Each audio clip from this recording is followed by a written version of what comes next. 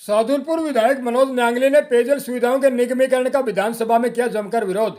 गुरुवार को विधानसभा में राज्य में पेयजल की स्थिति से संबंधित विशेष चर्चा के दौरान सादुलपुर विधायक मनोज न्यांगली ने पेयजल सुविधाओं के निगमीकरण का जमकर विरोध किया। उन्होंने क्षेत्र व प्रदेश में पेयजल हेतु जल जीवन मिशन में भ्रष्टाचार व लापरवाही को बिंदुवार तरीके से उजागर किया। पेयजल की गंभीर समस्या से संबंधित गांवों की गोचर भूमि व पक्के जोड़ निर्माण का महत्वपूर्ण सुझाव सरकार को दिया। सादुलपुर सहित शेखावाटी क्षेत्र में यमुना पाइपलाइन जल परियोजना में हो रही देरी पर सरकार को चेताया तथा पेयजल की समस्या के लिए जिम्मेदार कारणों को मजबूती के साथ सदन में पटल पर रखा। सबसे पहले मैं जल जीवन मिशन योजना पर जाना चाहूंगा कि राजस्थान में अब फिलहाल भारत सरकार की योजना जल जीवन मिशन लंबे अरसे से चल रही है, जिसमें अभी प्लान राज्य स्तरीय मैं माने हमारे मंडावे से आने वाली माने सदस्य ने जो बात कही उसी को मैं भी एक बार दोहराना चाहता हूं। सरकार अभी इस अनुमोदित राशि है आपकी 50,000 करोड़ की जल योजनाओं के क्रियान्वयन हेतु राज्य मद की राशि को सरकार RWSSC के माध्यम से अतिरिक्त ऋण लेने के लिए एक निगम के माध्यम से इस सारे जल योजना को उससे जोड़ना चाहती है।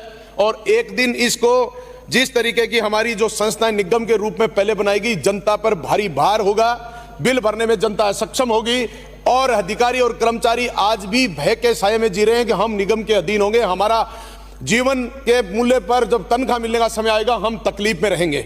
इसको निश्चित रूप से सरकार माननीय मंत्री महोदय इसको सुचारू रूप से नहीं किया जाना चाहिए। दूसरा मैं कह रहा जल जीवन मिशन में मैं मेरे विधानसभा क्षेत्र पर आना चाहता हूं।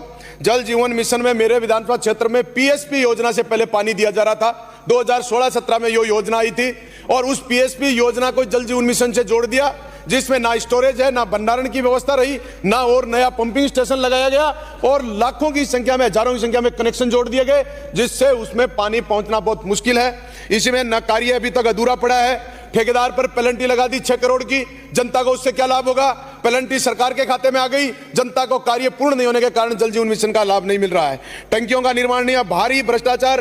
पुरानी पाइपलाइनें जो PSP योजना में थी, ठेकेदार ने उन पूरी पाइपलाइनों को शामिल कर दिया और अपनी पाइपलाइन बचाकर भ्रष्टाचार करने का काम किया। नई पाइपलाइन लाने में जो जोड़ी गई वो पूर्ण रूप से गुणवत्ता पूर्वक नहीं है, भ्रष्टाचार के आलम में चढ़ गई, इसलिए लोगों को पानी पिलाना बड़ा मुश्किल रहेगा।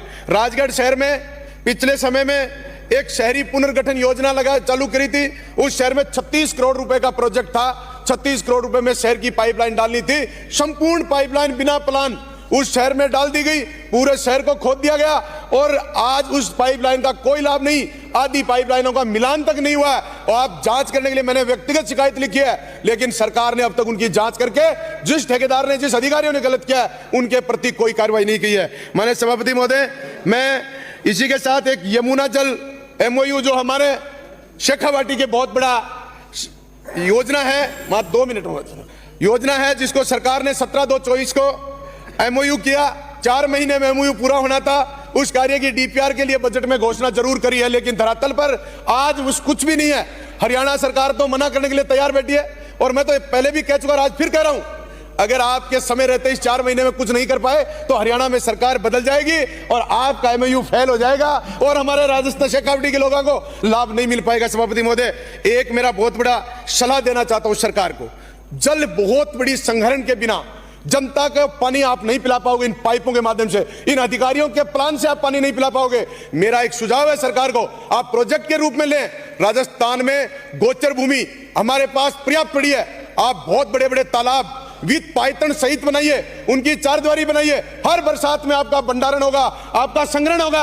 हर गांव में बनाइए और हर गांव का पानी उसी गांव को सप्लाई करने का काम करिए। मैं कहता हूं कि राजस्थान के लिए जीवनदायिनी काम होगा। इस प्रोजेक्ट को आप किसी गांव में आप फलीभूत करके देख लीजिए। बड़े बड़े क्षेत्र पड़े हैं, बड़े बड़े तालाब पक्के बनाकर वही पानी बनाइए, उसी गांव को पानी दीजिए। अगर आप एक बना के देख लेंगे तो पूरे राजस्थान के लिए नए पानी का संग्रहण और उत्पादन होगा।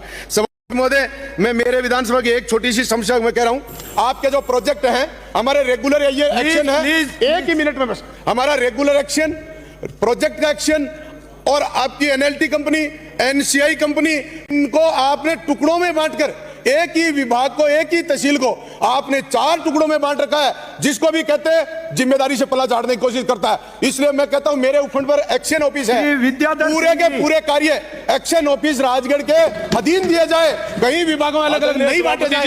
ये बहुत बुरा हालत है।